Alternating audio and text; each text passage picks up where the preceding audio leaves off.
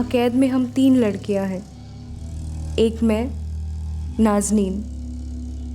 नाज़नीन सिद्दीकी, उम्र 24 साल।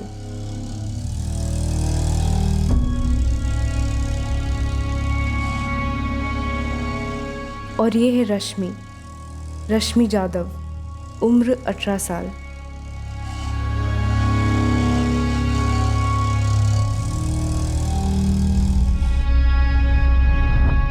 ये है हीना खान, उम्र 16 साल। हमें नहीं मालूम हमें यहाँ क्यों रखा गया है, ना ही हमें ये पता है कि हमारे साथ क्या होने वाला है। लेकिन मुझे इतना मालूम है कि एक औरत को हमारे बारे में मालूम है, वो और सिर्फ वो जानती है कि हम इस कैद में हैं। और वो औरत है मेरी अम्मी की सगी बहन, मेरी खाला तबस्सुम कुरैशी।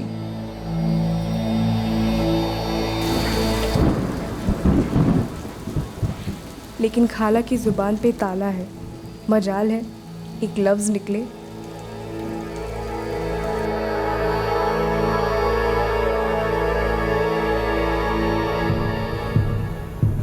तबस्सुम, एक बार तो बात करा दे मेरी नाज़नीन से। कैसी है वो? ये मेरी अम्मी है, जाहिदा सिद्दीकी, जिससे मेरी खाला अब झूठ बोलेगी। फोन आया था उसका, बोली सब खैरियत है। एक बार उससे बात हो जाए तो सुकून मिले। काम में बिजी रहती है, अगली बार फोन करेगी तो बात करवा दूंगी। ठीक है? ठीक है। अम्मी नहीं जानती कि मेरा फ़ोन छीन लिया गया है और मेरी आज़ादी भी।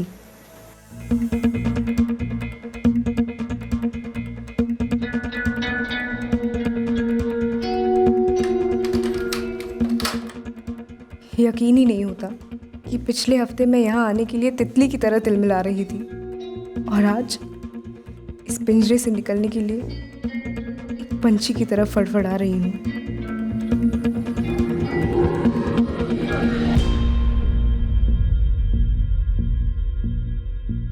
जिंदगी जब काल कोठरी हो तो ये जरूरी नहीं कि हर खिड़की रोशनी की तरफ खुलेगी। गरीबी के इस अंधेरे रेगिस्तान में अक्सर मौकों के सराब नजर आते हैं, पर इस मृग तृष्णा में, इस मिराज में उन मौकों के मुखौटे नजर नहीं आते। बेबस और अक्सर गरीब इंसान ये समझ ही नहीं पाता कि वो रोशनी दरअसल साया है, जुर्म का साया। 7 दिन पहले 24 वर्षीय नाज़नीन को भी मौके की एक सीढ़ी दिखी, पर उस सीढ़ी की मंजिल खुला आसमान तो नहीं था। 15,000? आपने गलत सुना होगा खाला, उम्र हो रही है आपकी। इतनी भी उम्र नहीं हुई है मेरी। 15,000 ही कहा था उसने। मोबाइल नंबर लिया? अरे बड़े लोगों से मोबाइल नंबर थोड़ी ना मांगते हैं। उन्होंने कहा कोई नज़र में हो तो परसों उसे उसी जगह ले आओ। तो ये कल की बात थी, तो अगर तुझे काम करना है तो कल उनसे मिलवा दूंगी। हाँ, लेकिन आप उनसे कैसे मिली? मैं नहीं मिली, तकदीर ने मिलाया उनसे। मैं तो कांदिवली बस स्टॉप में खड़ी थी, वो सामने से आवाज़ दी, अरे वो पैसे नहीं बढ़ाएगी, और तू तो जानती है ना मीरा रोड से रोज आना जाना कितना महंगा पड़ता है। मैं नहीं करेगी, रखती हूँ मैं। काम की तलाश है तुम्हें?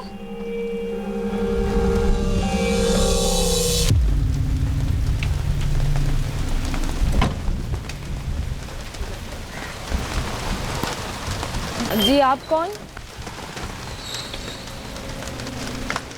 मेरा नाम शालिनी ठाकुर है। फोन पर बात करते हुए सुना आपको। अभी घर पे काम करती हूँ। जी, फिर तो किस्मत ने मिलवा दिया हमें। मैं प्लेसमेंट एजेंसी चलाती हूँ। मतलब बड़ी बड़ी कंपनीज होती हैं जिन्हें काम करने वाले लोगों की तलाश होती है, वो लोग इकट्ठा करके देती हैं। फिलहाल एक खाना बनाने वाली कंपनी है, उन्हें कुछ लोगों की तलाश है, यहीं गुजरात अहमदाबाद में। अरे बाप रे, इतनी दूर? फिर तो मुझे माफ़ करिए, मैं इतनी दूर नहीं जाएगी। कोई बात नहीं, लेकिन अगर ऐसी कोई औरतें हों आपकी नज़र में जो 16 साल से ज़्यादा हों, जिनकी शादी ना हुई हो और 35 साल से कम, तो मुझे बता दें। तनख्वाह कितनी होगी? शुरुआत में 15,000 मिलेगी, 15,000 महीना, फिर बाद में धीरे धीरे बढ़ जाएगी। 15,000 महीना? हाँ, और रहने और खाने का खर्चा भी अलग से मिलेगा।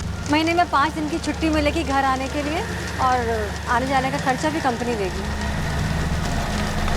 अगर तुम्हारी नज़र में ऐसी कोई लड़कियां होंगी जिन्हें ज़रूरत है काम की, तो मैं परसों यहीं पर मिलूंगी, यहीं भेज देना उनको। जी। अरे वाह, ये तो मतलब सुनहरा मौका है। महीने में 15,000, ऊपर से रहने खाने का अलग, और महीने में 5 दिन की छुट्टी भी, और ट्रेन का टिकट भी आने जाने का फ्री। और क्या चाहिए? उन्हें चाहिए तेरी जैसी जवान मेहनती लड़कियां। और तू हाँ बोलेगी ना तो मेरा भी कुछ फायदा है। कैसे? मुझे 10% कमीशन मिलेगी तेरे पगार से, नहीं अलग से। जितनी लड़कियां भेजो हर एक लड़की पर 10% कमीशन। अच्छा है ना, आपको कमीशन मिलेगा तो पैसे तो घर पे ही आए। वही तो। और मेरे हाथ में भी 15,000 आएंगे महीने के। अम्मी जान का बढ़िया से इलाज हो जाएगा, अबू की तरह नहीं तड़प तड़प करके वो। अब तो अच्छी अच्छी बातें कर। अब तू ये सोच अम्मी जान को कैसे मनाएगी, वो तुझे इतनी दूर जाने ही नहीं देगी। नहीं खाला, फिलहाल अम्मी को कुछ नहीं बताएंगे। पहले वो कल वो शालिनी ठाकुर, उनसे पहले मिल लेते हैं। कहाँ रह गई शालिनी मैडम? अल्लाह जाने, बोली तो थी यही मिलेगी। अरे वो आ गई।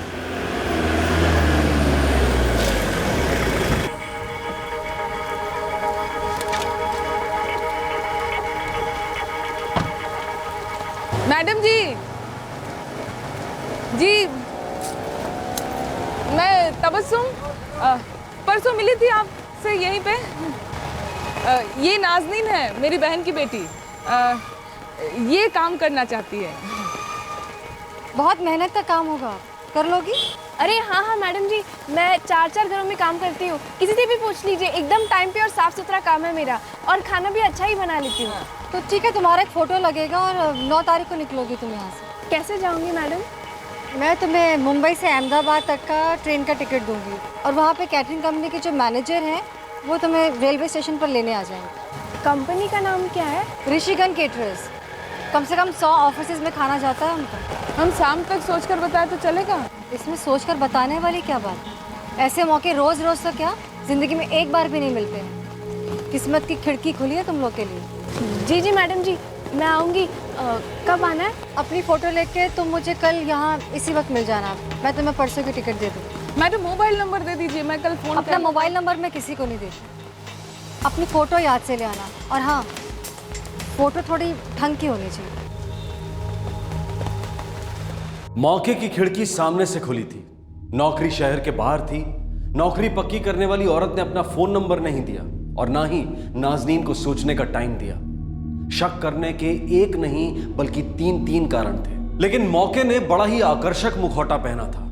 खतरे का हर कतरा छुपाया गया था। सामने लटकाया गया 15,000 महीने का गाजर और एक फ्री टिकट का लालच दिया गया। नाज़नीन की आंखों में यह टिकट मुंबई से गुजरात तक का नहीं था, बल्कि गरीबी से छुटकारा पाने का टिकट था। गरीबी की बीमारी नाज़नीन के अब्बू को निगल चुकी थी, और वो किसी भी कीमत पर अपनी अम्मी जाहिदा को बचाना चाहती थी। पर यह कीमत कुछ ज्यादा ही कीमती पड़ी। नहीं, बहुत दूर है, मैं तुझे वहां नहीं भेज सकती। लेकिन अम्मी, तनख्वाह भी तो बढ़िया है ना। मैं फिर से काम पर लग जाऊंगी। अरे महीने में 4 दिन अस्पताल जाना पड़ता है तुम्हें, भूल जाओ जाहिदा। अम्मी, हम तीनों ही तो हैं एक दूसरे के लिए। मैं वहाँ पे जाऊंगी, काम करूंगी, यहाँ पे पैसे भेजूंगी, फिर आपका अच्छे से इलाज भी हो जाएगा। अब्बू के साथ जो भी हुआ वो मैं अपने जीते जी आपके साथ नहीं होने दे सकती अम्मी। बात तो सही कह रही है ना। अम्मी हाँ कह दो, ऐसे मौके बार बार नहीं आते। अम्मी, जिंदगी सवर जाएगी, हाँ कह दो।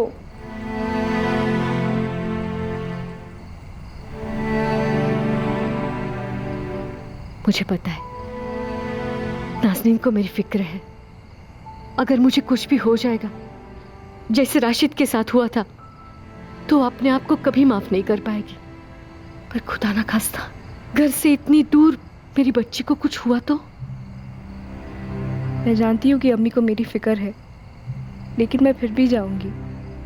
जब मैं अच्छे पैसे कमाकर घर भेजूंगी, उनका इलाज होगा, हमारी जिंदगी बेहतर होगी, तब अम्मी मुझे माफ कर देंगी।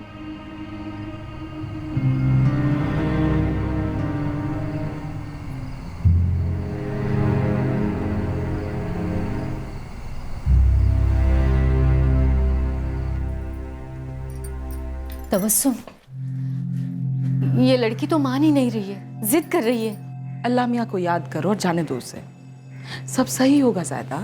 मैं उसे अकेले नहीं जाने दूंगी। कम से कम तू तो जा उसके साथ। अच्छा ठीक है, मैं उसे छोड़ाऊंगी। वैसे कोई ज़रूरत नहीं है तुम्हारी साथ जाने की, बाकी तुम्हारी मर्जी। मैं दोनों की टिकट्स करवा दूंगी, लेकिन तुम्हारी टिकट के पैसे तुम्हारे कमीशन में से कटेंगे। सिर्फ नाज़रीन की टिकट फ्री होगी। चलेगा। तो मैं कल तुम दोनों की टिकट्स यहाँ पर इसी वक्त तुम लोग को दे दूँगी, और अहमदाबाद में कंपनी का आदमी तुम लोग को ढूंढ लेगा। मैडम जी, अगर कोई 19-20 हो गया और वो कंपनी का आदमी हमें नहीं ढूंढ लेगा। उनका अगर मोबाइल नंबर मिल जाता तो। तुम अब हमारी जिम्मेदारी, तुम्हारी हिफाजत करना, ख्याल रखना, ये हमारा काम है। तुम फिक्र मत करो। जी मैडम जी। तुम दोनों का नाम, सीट नंबर, बोगी नंबर, सब कुछ उन लोगों को दे दिया जाएगा। तो 19-20 होने का सवाल ही नहीं उठता।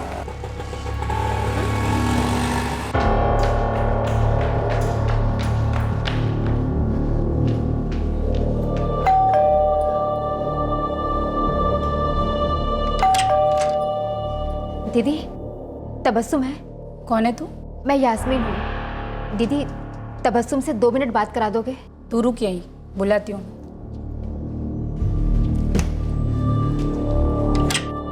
क्या हुआ यास्मीन?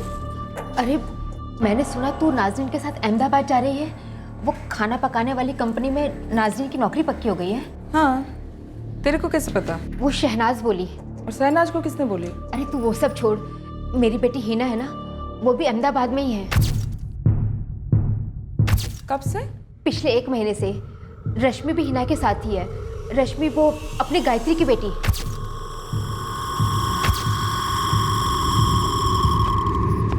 तबस्सुम, तू सचमुच नाज़रीन के साथ जा रही है ना? क्या बात क्या है गायत्री? यास्मीन, तुम दोनों इतनी हड़बड़ाई क्यों हो? जब से हिना गई है तब से उससे बात ही नहीं हो पाई है। और नहीं मेरी रश्मि से, अरे कोई खबर ही नहीं है। बेटा, पहुंचते ही फोन करना। हाँ, कितनी बार वही बात अम्मी, बोला ना करेंगे। रश्मि, एक दूसरे के साथ रहना, अकेले कहीं मत जाना, एक दूसरे को संभाल लेना। हो आए। टिकट सांभाळून ठेवा।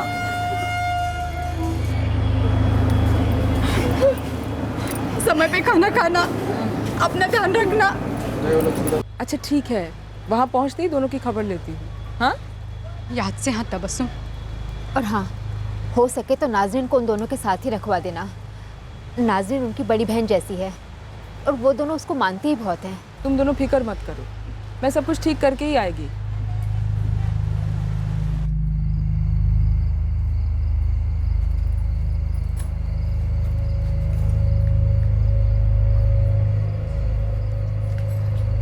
अम्मी मैं निकल रही हूँ। हाँ,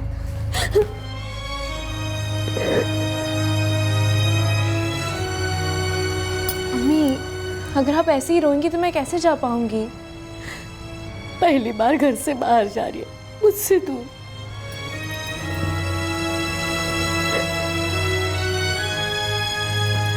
आप मेरी फिक्र बिल्कुल मत करना।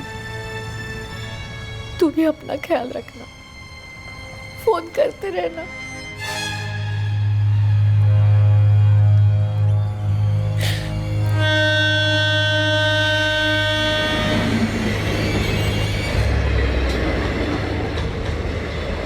ट्रेन में बैठने के बाद तबस्सुम खाला ने मुझे हीना और रश्मि के बारे में बताया।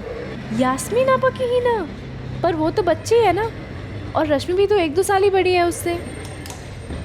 गरीबी बचपन को बचपन कहाँ रहने देती है बेटा।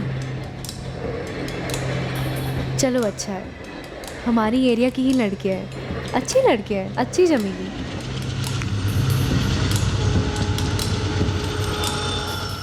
नाज़नीन के मोहल्ले की 2 टीनेजर लड़कियां 1 महीने पहले गुजरात में उसी कंपनी में काम करने के लिए भेजी गई थीं और उनकी कोई खबर नहीं थी, एक फोन कॉल तक नहीं किया था उन्होंने। और बड़े दुख की बात है कि ये बात ना नाज़नीन को खटकी और ना ही उसकी मौसी तबस्सुम को। नाज़नीन अब एक जाल में दाखिल हो गई थी जो ऑर्गेनाइज्ड क्राइम ने बिछाया था, और बहुत जल्द इस सुनहरे मौके का मुखौटा गिरने वाला था और भयानक असलियत का चेहरा दिखने वाला था।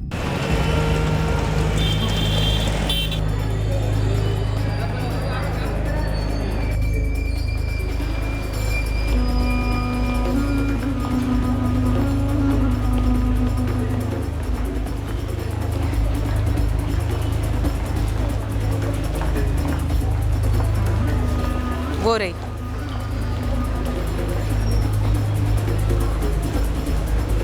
सुनिए, तुम नाज़नीन हो ना? जी। और आप तबस्सुम? मेरा नाम मोना है और यह है अरविंद। हम लोग ऋषिगंज कैटरर्स से हैं, आपको लेने आए हैं। आइए ना, आइए। आइए।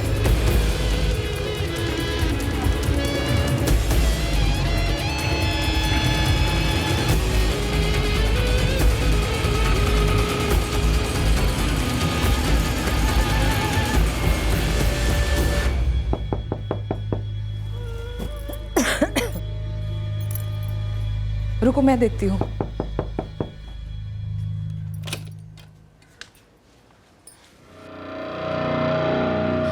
क्या हुआ तबस्सुम?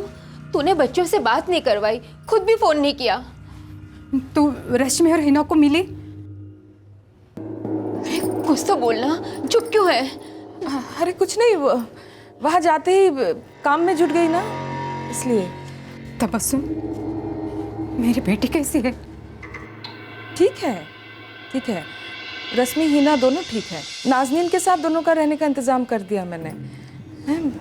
बस फोन ही नहीं कर पाई। तू नाज़नीन का नंबर दे, मैं फ़ोन करती हूँ उसे।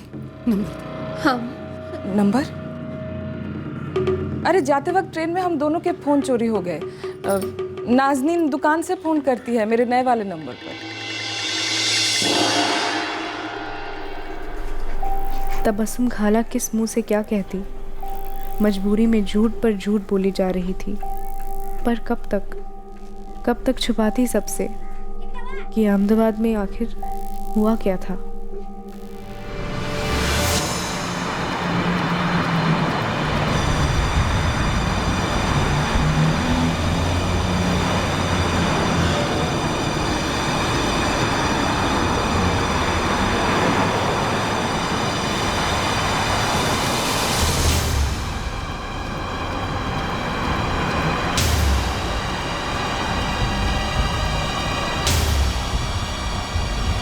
मोना जी, हम कहाँ जा रहे हैं?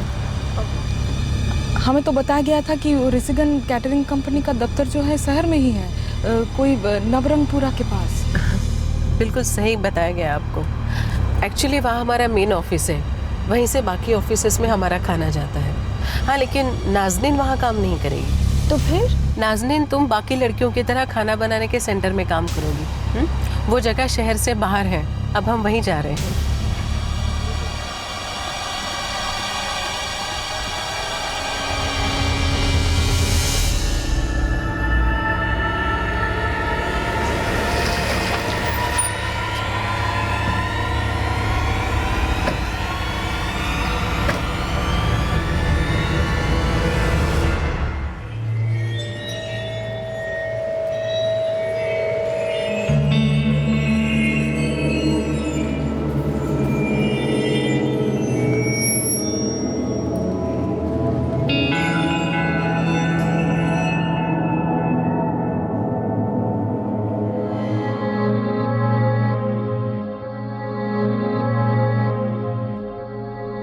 कैसी है तू?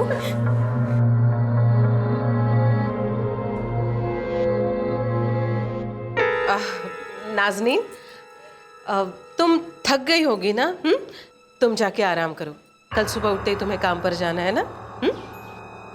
रश्मि, हिना, तुम दोनों अंदर जाओ, चलो। खाना कहाँ पे बनता है मोना जी? दिखाऊंगी ना, कल सब दिखाऊंगी। अभी तुम लोग अंदर जाओ और फ्रेश हो जाओ। आइए, यहाँ।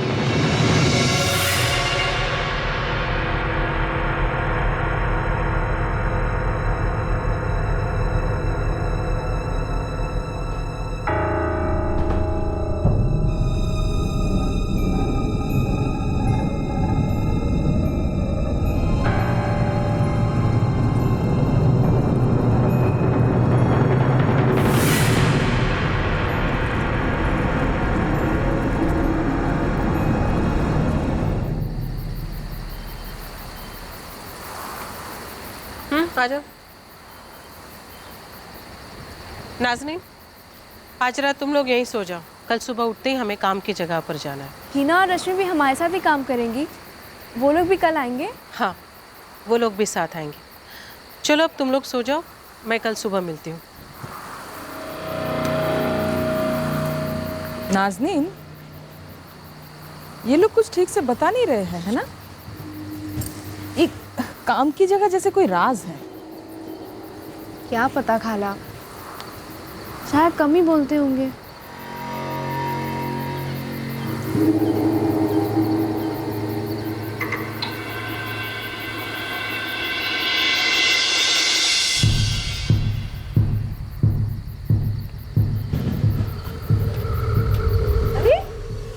हीना, कहाँ थी तू?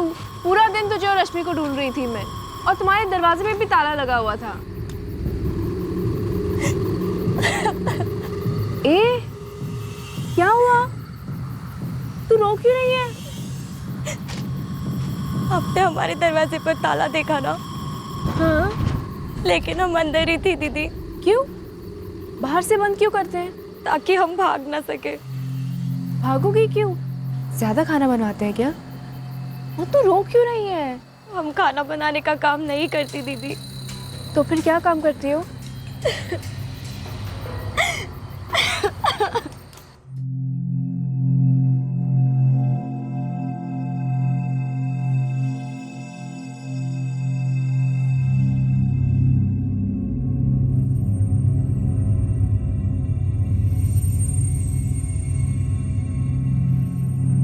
मोना बहन,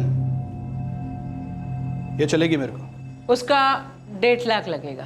1.5 लाख? 1.5 लाख बहुत ज्यादा है मोना बहन। क्या हितेश भाई, लगन करना है ना आपको? 1.5 भी हिसाब से बोला है भाई मैंने। लेकिन दीदी, हम तो यहाँ खाना बनाने का काम करने आए थे ना। अरे लगन के बाद भी तो खाना ही तो बनाएगी ना, हाँ? और भी बहुत सारे काम करेगी। नहीं, आप हमें घर भेजिए। एक छोरी, ऐसी जगह भेजूंगी ना तुझे कि घर भर सब भूल जाएगी। चल चुपचाप खड़ी रहे यहाँ पे। मोना बहन, मैं क्या बोलता हूँ, कुछ कम करो ना। क्या 1.5 लाख वाकई बहुत ज्यादा है। अरे हितेश भाई, अब आप तो मेरे दिमाग का खोटी मत करो ना।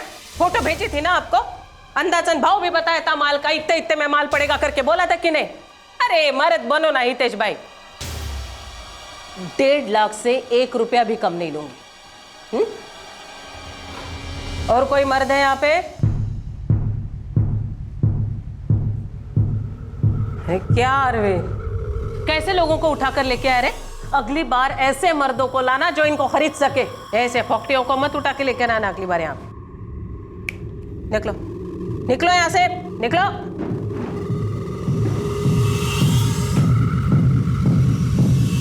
हिना, रश्मि, तुम दोनों चिंता मत करो। हाँ, मैं बहुत जल्दी तुम दोनों का लगन कराऊंगी।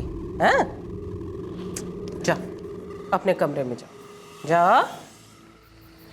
यहाँ कोई कैटरिंग का काम नहीं होता दीदी, बस ये लोग हमारी शादियाँ कराना चाहते हैं। दीदी, मुझे और रश्मि को यहाँ से बचा लो। ये लोग हमें कभी भी बेच सकते हैं। हम यहाँ नहीं रहना चाहते, हमें घर जाना है। ये गंदे लोग हैं। दीदी, मैं यहाँ पे चुपके से आई थी, अब मैं जा रही हूँ, वरना ये लोग मुझे मारेंगे। लेकिन दीदी, आप जल्दी से कुछ सोचो, अब हम यहाँ नहीं रह सकते।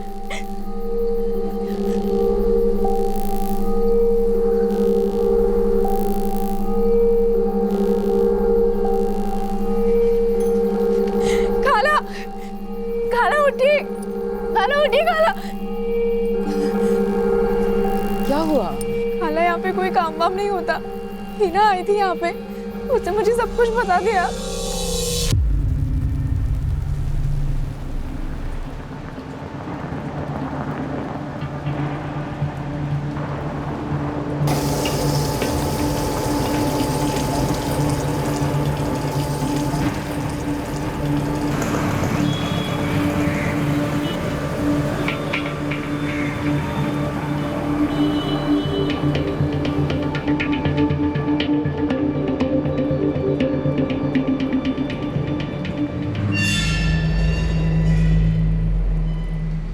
तबस्सुम, अब तुझे बताना ही पड़ेगा कि माजरा क्या है।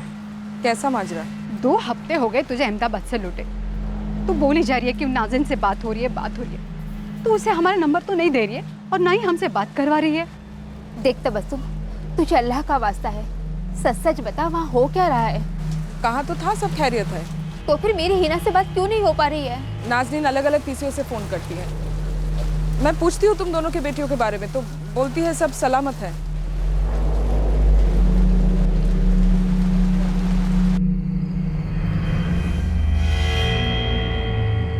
तू झूठ तो नहीं बोल रही है ना मुझसे? झूठ?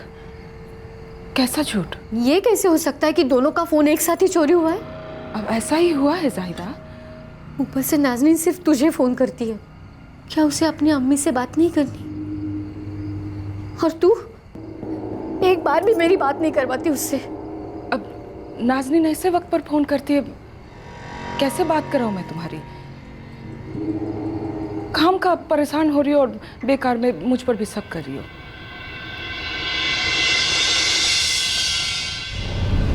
तुम दोनों अपना फ़ोन मुझे दो। क्यों? क्योंकि हम अपने किसी भी वर्कर्स को खुद के फ़ोन यूज़ करने नहीं देते। लेकिन तुम चिंता मत करो, हम तुम्हें दूसरे फ़ोन देंगे कंपनी की तरफ से। लेकिन मैं तो कंपनी में नहीं हूँ ना, मैं तो इसे छोड़ने आई थी, वापस भी चली जाऊंगी। अभी दे दीजिए, जाते वक्त दे देंगे। दीजिए। अरे इसमें इतना क्या सोचना, दे दो ना।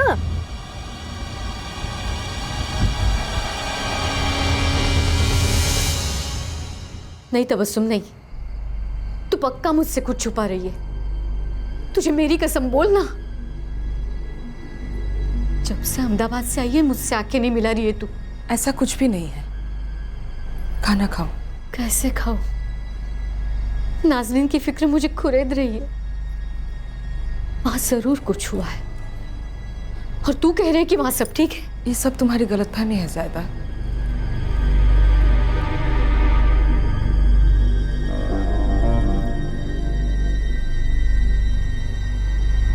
कब तक सच को छुपा कर रखूंगी?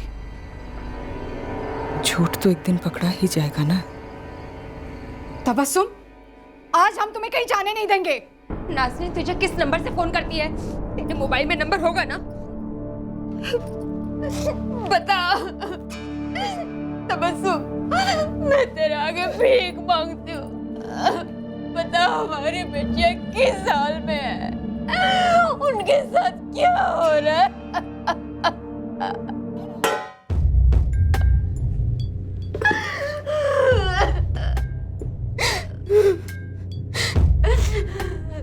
नाज़नीन से मेरी एक बार भी बात नहीं हुई। क्या बोल कह रही है तू? मेरा और नाज़नीन का फोन चोरी नहीं हुआ था, छीन लिया था उन लोगों ने। नाज़नीन रश्मि और हिना कभी किसी को फोन नहीं कर सकती है।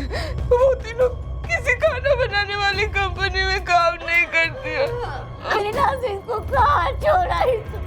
क्या हो रहा है मेरी बेटी के साथ? तबस्सुम बता। वो तीनों फंस गई है, बहुत बुरी तरह फंस गई है। पहले मुझे और नाज़नीन को कुछ पता ही नहीं चला, पर जब पता चला उनके घिनौनी चाल का तो हिना और रश्मि की जबरदस्ती शादी कराई जा रही है। ये सब भी यही होने वाला है खाला।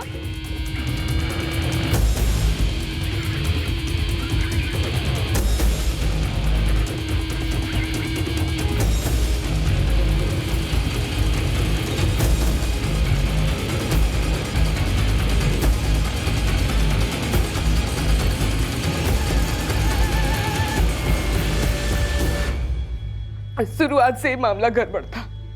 इससे करने के ढेर सारे कारण थे, पर हम दोनों तो पैसों की चमक में अंधे हो गए थे। तू वहां से निकली कैसे? चल चल। कहाँ जा रहे हो तुम लोग? देखो हमें यहाँ काम नहीं करना है, जाने दो हमें। देखो आप लोग यहाँ से बाहर नहीं जा सकते, चलो अंदर। देखिए हमें धोखे से यहाँ पे लाया गया है। हमें बताया गया था कि खाना बनाने का काम है, लेकिन यहाँ पे तो आप रास्ता छोड़ दीजिए। हम अरे कह दिया ना अंदर मतलब अंदर। क्या शोर आ रहा है सब? हाँ क्या हो रहा है? देखिए आप हमें रेलवे स्टेशन छोड़ दीजिए, नाज़नीन यहाँ काम नहीं करेगी। आप लोग बहुत ही गलत कर रहे हैं हमारे साथ। टीना और रश्मि को भी यहाँ पे जबरदस्ती रखा है, शादी वादी करा रहे हैं आप लोग। कमरे से बाहर कैसे निकली है? पता नहीं मनु बहन, कौन किस कमरे से बाहर निकला पता नहीं चला। तुझे कितनी बार बोला ताला लगाए कर, ताला लगाए कर, क्यों नहीं सुनता है मेरे?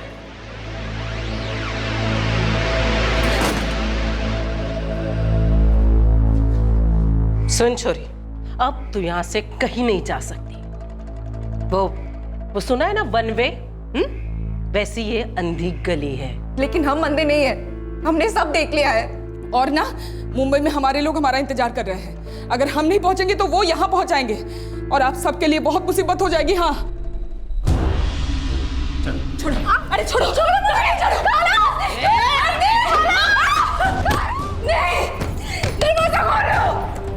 दरवाजा खोलो। क्या बोली तू? हाँ, तेरे लोग तेरा इंतजार कर रहे हैं मुंबई में। हाँ चल ठीक है, छोड़ देती हूँ मैं तुझे, लेकिन एक बात कान खोल कर सुन ले। तुझे तेरे काम के पैसे टाइम टू टाइम मिलते रहेंगे, लेकिन अगर तूने मुंह खोला या पुलिस के पास जाने की गलती भी की तो तीनों लड़कियां मिलेंगी जरूर, पर सर किसका और धड़ किसका पहचानना मुश्किल होगा। अरविंद, डाल इसे गाड़ी में।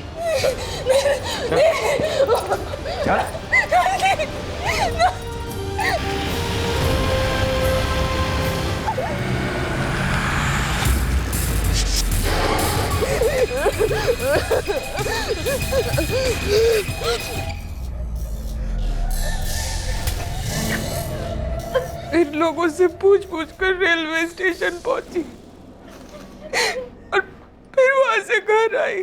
और पिछले 2 हफ्तों से तुम मुझसे और इन दोनों से झूठ बोलती रही। क्योंकि मुझे उन तीनों की जान की फिक्र थी। वो तीनों पर आज ना आए, बस इसलिए मैं चुप थी। वो लोग खतरनाक लोग हैं जाहिदा, वो लोग कुछ भी कर सकते हैं। उन लोगों ने बच्चियों को कहाँ रखा, मुझे कहाँ लेकर गए थे, और वो लोग कौन है मैं कुछ नहीं जानती। माफ कर दो मुझे, माफ कर दो, मैं बस उन तीनों को बचाना चाहती थी।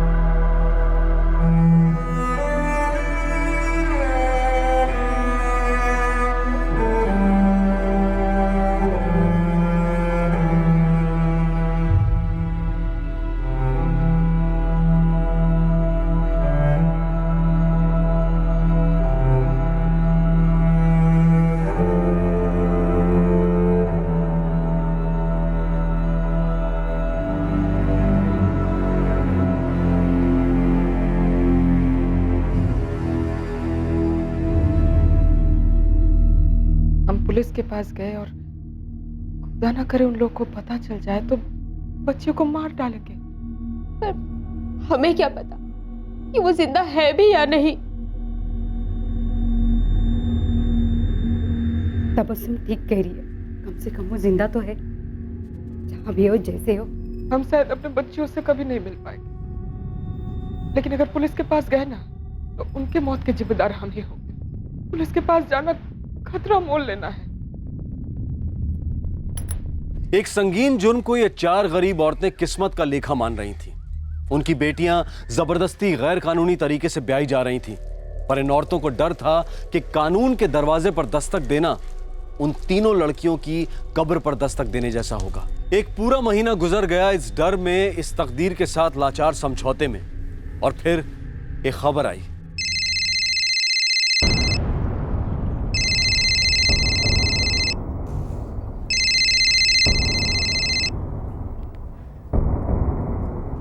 हेलो अम्मी, नाज़नीन,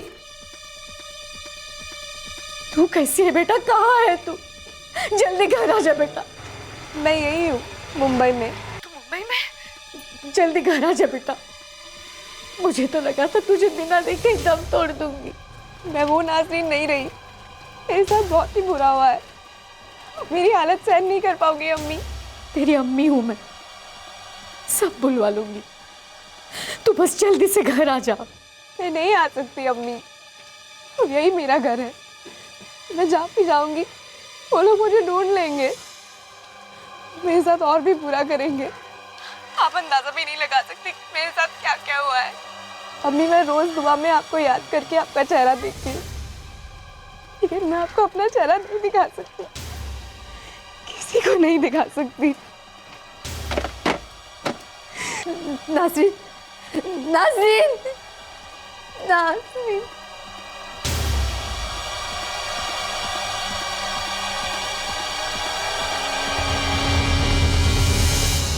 मेरी हिना या रश्मि के बारे में कुछ तो बोली होगी।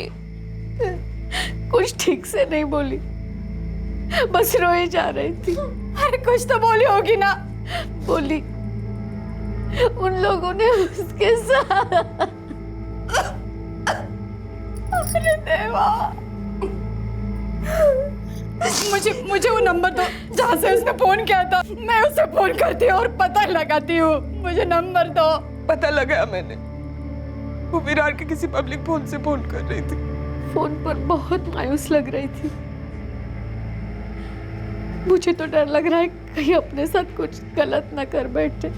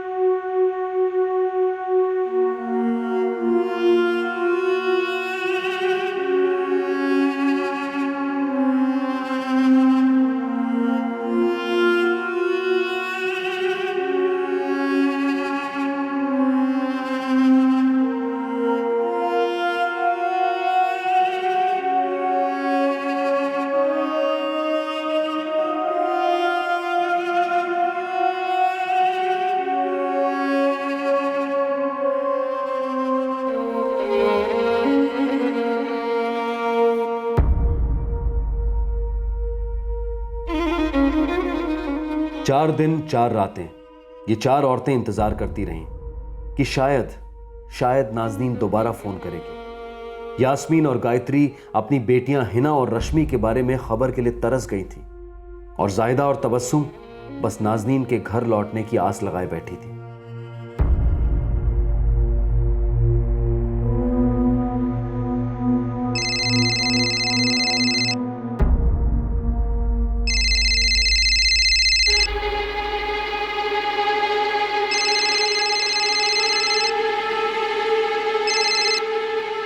हेलो अम्मी, मैं नाज़नीन। नाज़नीन, बेटा तू घर क्यों नहीं आ रही है? घर आ जा। नाज़नीन बेटा, मैं हिना की अम्मी बोल रही हूँ। तुझे अल्लाह की कसम है, सच सच बता, मेरी बेटी हिना और रश्मि कहाँ है? वो किस हाल में है? खुदा के लिए ऐसे चुप मत रह। तो सच सच बता, तुम लोग कहाँ पर हो? हम लोग यहाँ तुम्हारे बिना मरे जा रहे हैं। नाज़रीन बेटा कुछ तो बोल, तेरे अलावा यहाँ कोई कुछ नहीं बता सकता। बेटा कुछ तो बोल। नाज़रीन,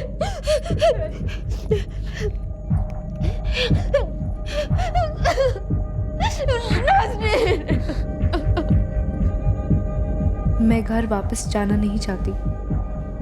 मैं उन्हें नहीं बताना चाहती कि हम तीनों के साथ हकीकत में क्या क्या हुआ। हिना और रश्मि मेरी छोटी बहनों की तरह है। मैं उनकी अम्मियों को किस जुबान से बयां करूं कि उन दोनों पर किस तरह का कहर टूटा है।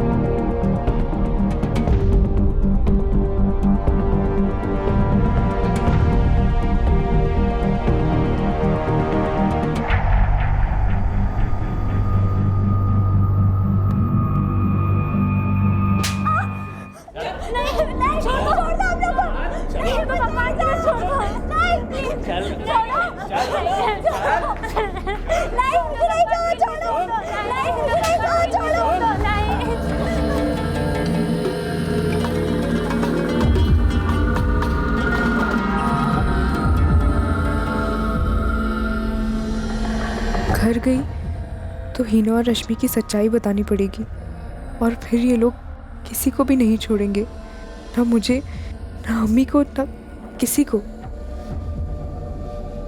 लेकिन हिना और रश्मि को एक ही इंसान बचा सकता है और वो मैं हूं। नाज़नीन अपने साथ हुए हादसे को अपने ही अंदर दफन करना चाहती थी, किसी के साथ बांटना नहीं चाहती थी। लेकिन नाज़नीन के इस रवैये से रश्मि और हिना तक पहुंचने के रास्ते भी बंद हो सकते थे।